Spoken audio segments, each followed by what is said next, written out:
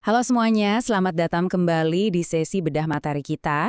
Hari ini kita bakal ngobrolin sebuah transformasi yang benar-benar luar biasa.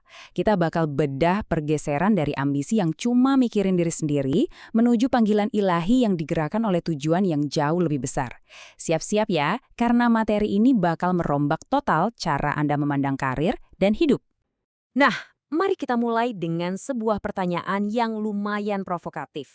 Pernah nggak sih Anda mikir apakah keinginan untuk memimpin, untuk sukses besar, dan ngebangun sebuah kerajaan dalam profesi Anda itu adalah sebuah dosa?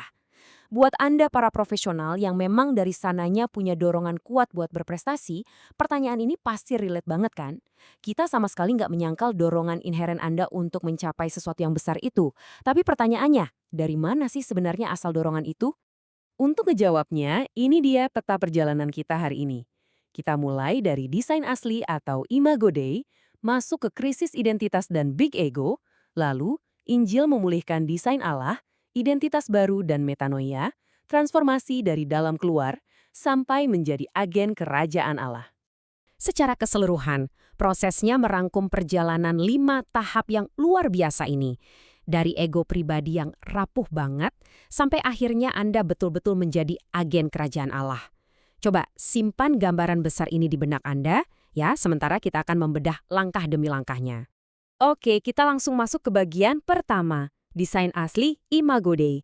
Disinilah akar sesungguhnya dari ambisi terbesar kita sebagai manusia.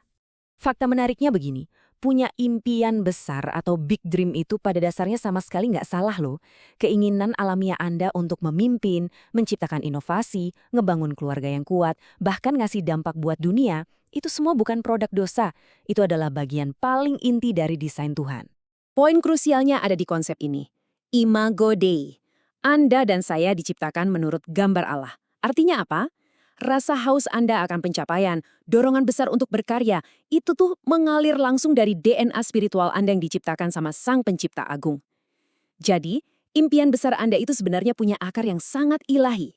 Lanjut ke bagian kedua, krisis identitas dan big ego. Nah, disinilah kita mulai melihat di titik mana sih ambisi yang tadinya murni, ini mulai melenceng. Kenyataannya di lapangan, big dream yang murni tadi sering banget terdistorsi jadi big ego. Kenapa bisa gitu di tempat kerja kita? Karena ambisi kita sering dibajak sama luka batin. Kita ngejar jabatan tinggi atau pendidikan cemerlang bukan lagi murni untuk berkarya, tapi lebih karena didorong oleh rasa malu, trauma masa lalu, atau ketakutan. Ujung-ujungnya kita cuma lagi nyari validasi, berusaha ngebuktiin diri kita ke dunia kan? Kalau kita lihat teologinya dari kitab Kejadian, kejatuhan manusia ke dalam dosa itu sebenarnya nggak merusak kemampuan dasar kita. Anda tetap aja bisa jadi CEO yang brilian atau pengusaha super sukses. Tapi, dosa merusak natur dan arah akhir dari kemampuan tersebut. Dosa ngebajak motivasi kita, sampai akhirnya semuanya murni berpusat buat muasin diri sendiri aja. Terus solusinya gimana? Harus bunuh semua ambisi kita? Tentu enggak dong. Masuk ke bagian ketiga, Injil memulihkan desain Allah. Kita bakal bahas solusi luar biasa yang berakar pada pemulihan identitas. Kita butuh paham satu kata Yunani ini, evangelion atau kabar baik. Orang sering salah tangkap, mikirnya Injil itu cuma tiket buat masuk surga nanti. Padahal esensinya jauh lebih gede dari itu loh. Ini adalah kuasa yang benar-benar memulihkan dan mengembalikan seluruh dimensi desain serta tujuan asli kita di bumi. Dan pastinya itu termasuk karir Anda. Semuanya berawal dari sini, justification atau pembenaran. Sebelum kita repot-repot nyoba ngubah kebiasaan buruk di kantor, Injil nyembuhin luka emosional terdalam kita dulu. Injil menghapus tuntas beban rasa bersalah dan rasa malu yang selama ini jadi mesin penggerak beracun di balik big ego kita tadi. Ingat, Anda tuh udah diterima penuh oleh Tuhan duluan. Dan ini ngebawa kita ke bagian keempat, identitas baru dan metanoia. Ini konsep super penting di mana identitas kita mutlak harus diubah dulu sebelum tindakan kita bisa benar-benar ngikutin. Perhatikan istilah ini. Kainos anthropos, alias manusia baru. Anda nggak dituntut untuk berbuat baik dulu supaya bisa diterima. Nggak gitu konsepnya.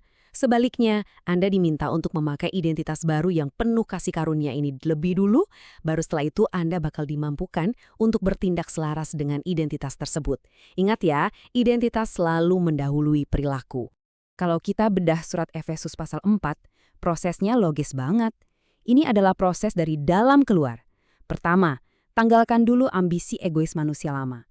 Kedua, terima identitas yang baru. Ketiga, biarkan pola pikir Anda bertransformasi. Keempat, andalkan kasih karunia. Sampai akhirnya, otomatis muncul tindakan dan kebiasaan yang benar-benar baru di dunia kerja Anda. Semua proses tadi jelas butuh yang namanya metanoia. Ini bukan sekedar ngerasa nyesel dikit loh, ini bener-bener revolusi total dalam pola pikir kita. Artinya, Anda merombak dan nyelarasin ulang cara pandang terhadap karir, gelar pendidikan, dan impian masa depan Anda supaya benar-benar sejalan sama kebenaran Injil, bukan lagi cuma ngejar status sosial. Lanjut ke bagian kelima, transformasi dari dalam keluar. Gimana sih caranya perubahan identitas yang radikal ini bisa benar-benar bertahan dalam rutinitas kerja kita sehari-hari? Kuncinya ada pada pemahaman kita soal grace atau kasih karunia. Kita sering banget ngediskon grace cuma sekedar pengampunan buat dosa masa lalu. Padahal, kasih karunia itu adalah energi yang aktif. Ini adalah kuasa real dari Allah yang memang diwajibkan buat ngehasilin transformasi berkelanjutan pada natur kita sebagai manusia. Inilah yang kita sebut proses inside out. Kita tuh nggak lagi berusaha memodifikasi moral lahiriah cuma supaya kelihatan rohani di kantor. Enggak sama sekali. Waktu Roh Kudus kerja ngerombak natur batin kita dari dalam, secara organik dan alami banget, perilaku luar kita bakal berubah nyerupain karakter Kristus. Oke, kita sampai di bagian akhir, yaitu menjadi agen kerajaan Allah. Ini adalah aplikasi yang paling praktikal, di mana kita narik semua konsep tadi ke dunia profesional Anda yang sesungguhnya. Coba bandingin motivasinya. Big Ego ngelihat karir korporat tuh sebagai ajang sikut-sikutan nyari validasi dan jabatan. Tapi Big Dream bertransformasi jadi servant leadership alias kepemimpinan yang melayani. Memimpin itu jadi sebuah panggilan ilahi untuk melayani sesama rekan kerja dan pelanggan Anda, bukan lagi sekedar alat pembuktian diri. Hal yang sama juga berlaku buat tujuan bisnis.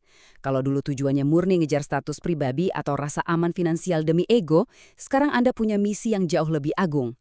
Anda adalah agen aktif kerajaan Allah di dunia industri, bisnis Anda bertransformasi jadi alat nyata untuk ngehadirin nilai-nilai Tuhan langsung di tengah pasar. Inilah gaya hidup kingdom living yang sebenarnya. Pergeseran paradigma ini nggak cuma buat pendeta aja ya. Kalau Anda ada di dunia bisnis, pemerintahan, pendidikan, bahkan dalam ngebangun keluarga dan masyarakat, itulah platform ilahi Anda. Setiap profesi adalah panggung sakral buat manifestasi kerajaan Allah di bumi ini. Sebagai penutup sesi bedah materi ini, saya mau ninggalin satu kutipan yang menurut saya ngena banget. Big Dream tanpa Kristus mudah berubah menjadi ambisi pribadi. Big Dream di dalam Kristus menjadi panggilan ilahi untuk memuliakan Allah dan melayani sesama. Coba deh renungkan ini sejenak. Ambisi seperti apa sih yang lagi nyetir hidup Anda hari ini? Sudahkah karir dan impian Anda diubah menjadi sebuah panggilan ilahi? Mari, kenakan identitas baru Anda dan ubahlah dunia di sekitar Anda. Terima kasih banyak udah ngikutin eksplorasi kita hari ini, dan sampai jumpa di bedah materi berikutnya.